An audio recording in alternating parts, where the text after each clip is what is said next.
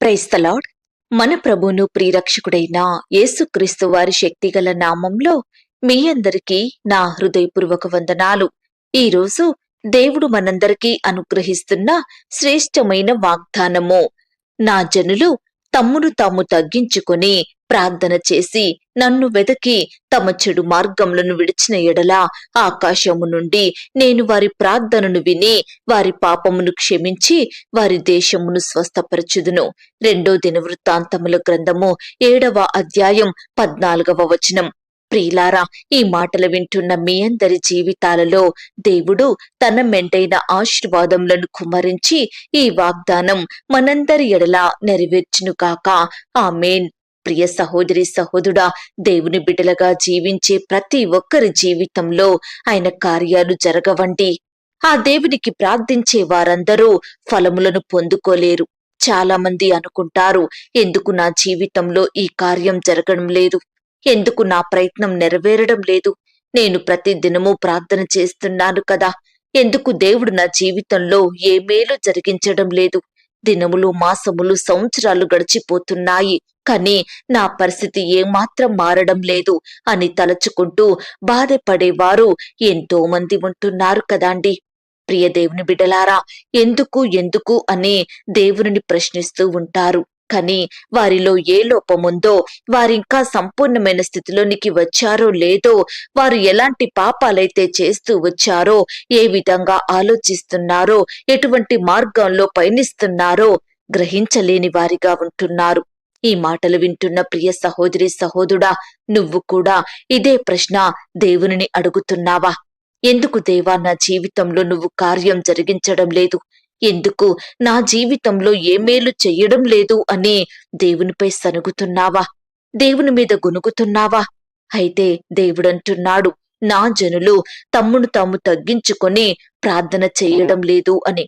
ప్రియ విశ్వాసి, వేరే జనుల గురించి, దేవునిని నమ్మని ప్రజల గురించి కాదండి ఆయన చెప్పేది.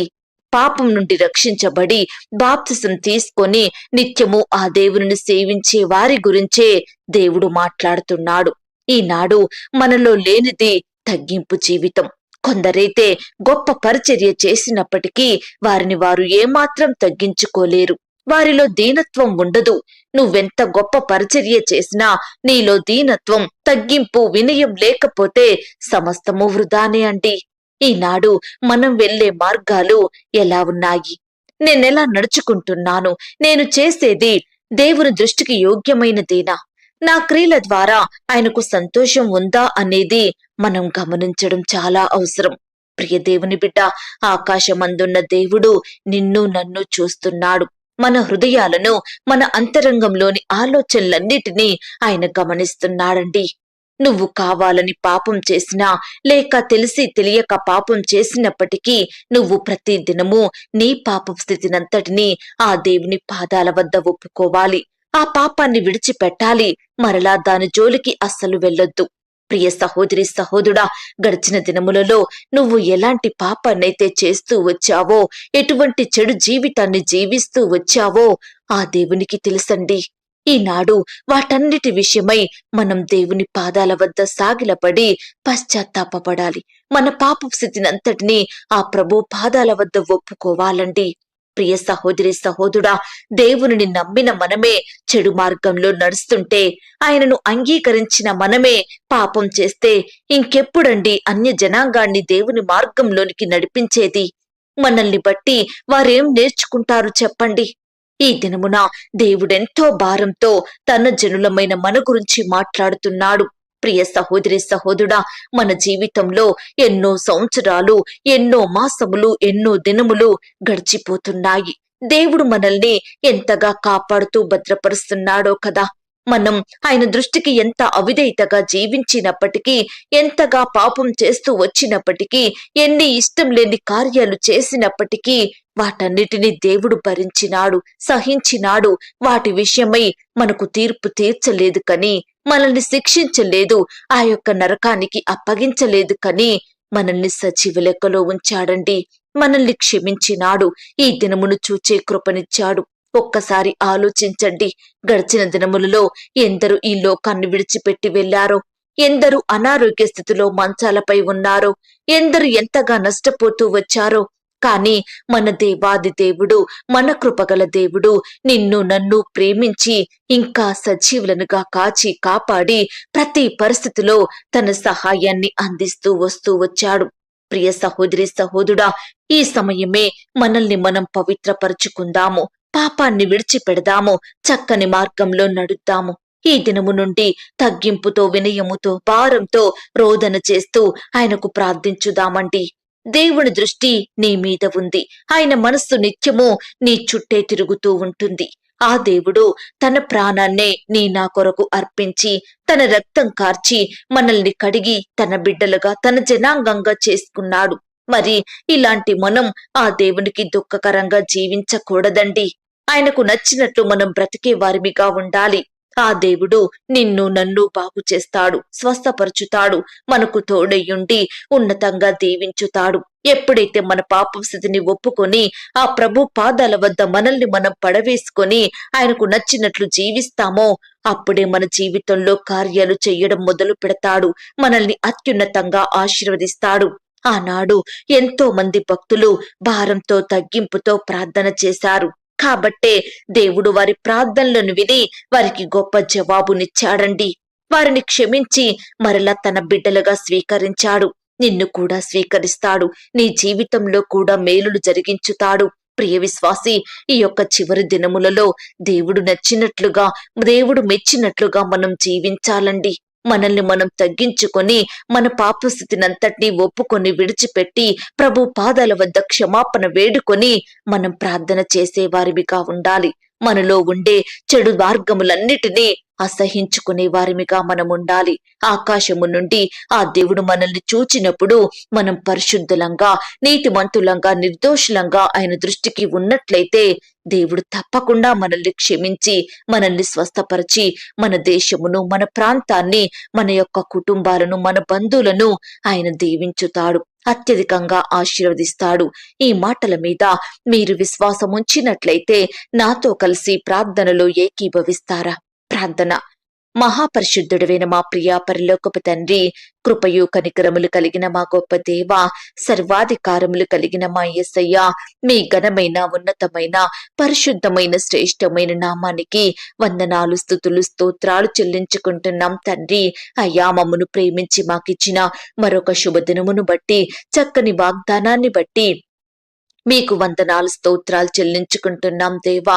అయ్యా, నీ ప్రజలమైన మమ్ములను, నీ బిడ్డలమైన మమ్ములను మీరు రక్షించాలని, మా జీవితంలో గొప్ప కార్యాలు జరిగించాలని ఆశపడిన దేవుడుగా ఉన్నందుకు మీకు స్తోత్రాలు. ఈనాడు ప్రవ్వా, మీ యొద్ద నుండి ఆశీర్వాదములు పొందుకోలేని వారిగా మేముంటున్నాము. మాలో ఉన్న పాపమే మీ నుండి మమ్మను దూరం చేస్తుంది. దయతో మమ్మను క్షమించండి తండ్రి. అయ్యా, ఈ సమయాన మా పాప స్థితినంతటినీ ఒప్పుకొని విడిచిపెడుతున్నాం తండ్రి. అయ్యా, మా పతన స్థితిని మీ పాదాల వద్ద పడవేసుకుంటున్నాం దేవా. అయ్యా, ఇన్ని దినములు మీకు ఇష్టంగా జీవిస్తూ వచ్చాము, మీకు దుఃఖకరంగా బ్రతుకుతూ వచ్చాము. దయతో మమ్మను క్షమించండి తండ్రి. అయ్యా, మీరు మమ్మను శిక్షించక మమ్మను ప్రేమించినారు దేవా, మమ్మను సజీవ లెక్కలో ఉంచారు తండ్రి. ఇంకా మా పట్ల అద్భుతాలు చెయ్యాలని ఆశపడిన దేవుడోగా, మమ్మను అత్యధికంగా ఆశీర్వదించాలని కోరిన దేవుడోగా ఉన్నందుకు మీకు స్తోత్రాలు చెల్లించుకుంటున్నాం తండ్రి. దయగల దేవా, ఎందరైతే ప్రియులు ఈ సమయాన ఈ మాటలు విని ప్రార్థనలో ఏకీభవిస్తున్నారో అట్టి బిడ్డలందరినీ మీరు జ్ఞాపకం చేసుకోండి దేవా. బిడ్డలందరినీ పేరు పేరున దీవించండి, ఆశీర్వదించండి తండ్రి. ఈ దినమంతా మీరే వారిని కాపాడండి దేవా. మీ గొప్ప కార్యాలు వారి జీవితంలో జరిగించమని ప్రార్థిస్తున్నాం తండ్రి. అయ్యా, బిడ్డల కుటుంబాలను మీరు ఆశీర్వదించండి. ప్రియులు చేసే ఉద్యోగాలను, వ్యాపారాలను మీరు దీవించండి.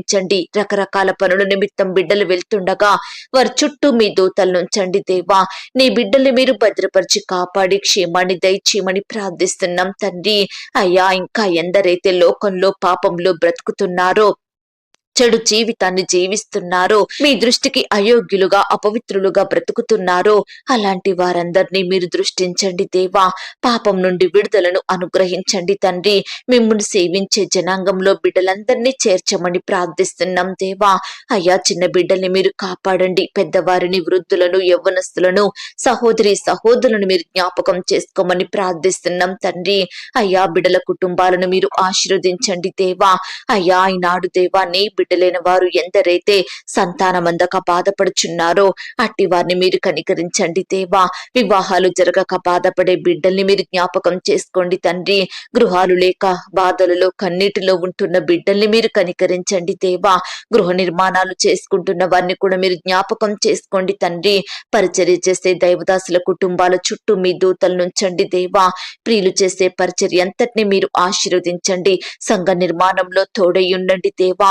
సువార్త ప్రకటిస్తున్న బిడ్డల చుట్టూ మీ దూతలు నుంచండి తండ్రి. అపవాది నుంచి నీ బిడ్డల్ని కాపాడమని ప్రార్థిస్తున్నాం దేవా. సొంత వారిని కోల్పోయి బాధపడే బిడ్డల బాధను మీరు తీర్చండి దేవా. అయ్యా, ఎందరైతే ప్రవ్వా ఆర్థిక సమస్యలతో బాధపడుచున్నారో అట్టి బిడ్డల ఎడల మీరే గొప్ప కార్యం జరిగించండి దేవా. అప్పు భారాల నుంచి సంపూర్ణమైన విడుదలను అనుగ్రహించండి తండ్రి. అయ్యా, ప్రియులు అనుభవించే కష్టాలను, బాధలను, శ్రమలను, దుఃఖాన్ని సంపూర్ణంగా తొలగించండి దేవా. నిత్యము మిమ్మును వెంబడిస్తూ, మిమ్మునే ఆశ్రయిస్తూ, మీకే మొరుపెడుతూ మీ గొప్ప కార్యాలు వారి జీవితంలో చూడగలుగునట్లుగా మీరే సహాయం చేయమని ప్రార్థిస్తూ, ఇంతవరకు ప్రార్థనలో ఏకీభవించిన బిడ్డలందరినీ పేరు పేరున దీవించి ఆశీర్వదించమని, బిడ్డలందరినీ సజీవులనుగా కాచి కాపాడమని, మరొక నూతన సంవత్సరం కొరకు, నూతన దినము కొరకు మమ్మను సిద్ధపరిచి మీ గొప్ప కార్యాలు మా జీవితంలో జరిగించమని, మమ్మను మేము తగ్గించుకుంటూ మీ నామాన్ని హెచ్చిస్తూ మా కొరకు త్వరలో తిరిగి రానయ్యున్న యేసుక్రీస్తు వారి పరిశుద్ధమైన నామంలో ప్రార్థించి అతి మిక్కిలిగా ప్రతిమిలాడి వేడుకొనుచున్నాం తండ్రి. ఆమేన్. ప్రియ సహోదరి, సహోదరుడా, దయచేసి మీ యొక్క ప్రార్థన అవసరతలు మాకు కామెంట్ బాక్స్ లో తెలియచేయండి. మీరు ఏ కష్టంలో ఉన్నారో, ఎలాంటి శ్రమలతో పోరాడుతున్నారో, మీ అక్కరలేమిటో, మీకున్న కొరతలేమిటో ప్రతిదీ మీరు నాకు తెలియజేసినట్లయితే నేను ప్రతి దినము మీ యొక్క ప్రార్థన విన్నపాలను ప్రభు పాదాల వద్ద పెడుతున్నాను. దేవుడు తప్పకుండా తన గొప్ప సహాయాన్ని మీకు అందిస్తాడు. ఆ దేవుని వాగ్దానం మీద విశ్వాసం ఉంచండి. ప్రియులారా, ఎందరైతే పడకల మీద లేవలేని స్థితిలో ఉంటున్నారో దయచేసి వారికి ఈ వాగ్దానం వినిపించండి. మరి క్రొత్తగా మన ఛానల్ ని చూస్తున్న వారు సబ్స్క్రైబ్ చేసుకోండి. ఈ మాటలను బట్టి మీరు ఆత్మీయంగా బలమొందినట్లయితే దీనిని మీరు లైక్ చేయండి. అనేకులకు షేర్ చేసి దేవుని సువార్తలో పాలిభాగస్తులుగా ఉండండి. ప్రియ విశ్వాసి, ఇంతవరకు ప్రార్థనలో ఏకీభవించిన మిమ్మును, మీ కుటుంబాలను, మీ ప్రతి పనిని, మీకు కలిగిన సమస్తమును దేవుడు అత్యధికంగా ఆశీర్వదించును గాక. ఆమేన్. God bless you.